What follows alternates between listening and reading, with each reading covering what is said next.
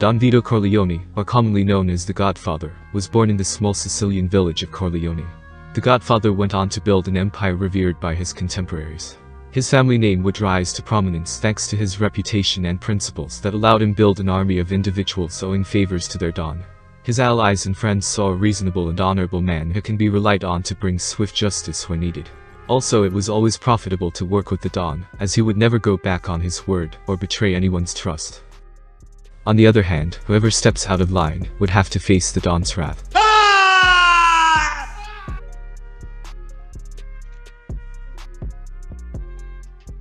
The Corleones are one of the 5 families that rule over New York and have influence stretching across the US and even abroad. The crime family that in its prime was worth $1 billion in legitimate money through setting up legal fronts to hide his real activities. Problem is that no one knows exactly the extent of his businesses and investments, both illegal and legitimate, are worth except him and his consigliere. But after analyzing his rise to prominence and estimations of the trade of that time, we can estimate the range in which the Corleone family was worth under Don Vito.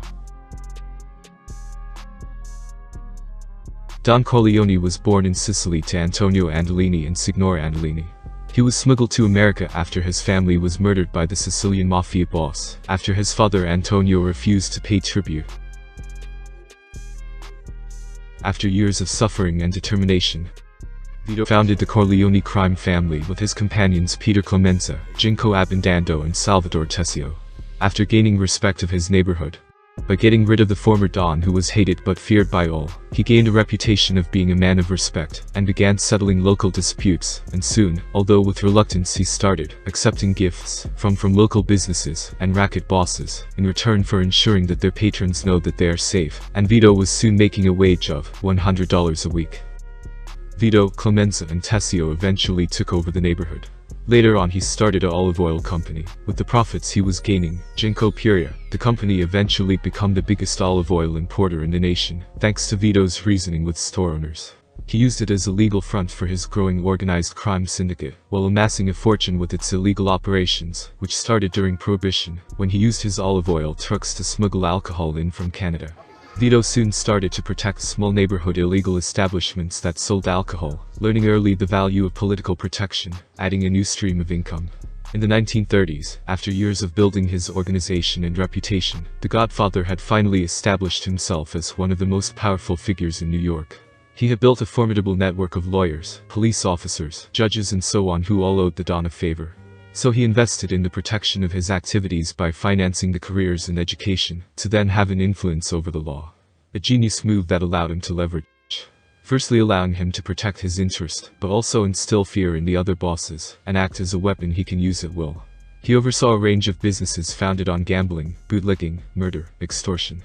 However, he did also establish various other businesses that were by themselves extremely profitable.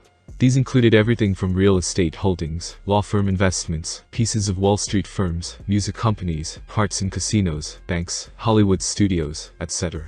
That is in addition to his first venture, the olive oil company and food supply, trucking companies.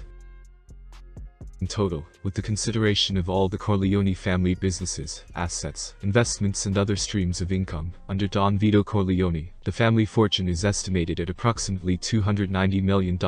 Adjusted for inflation, it is worth a staggering $5 billion.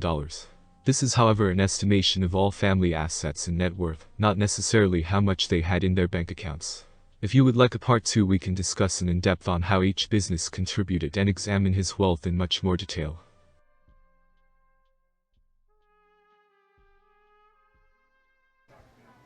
I'm gonna make him an offer he can't refuse.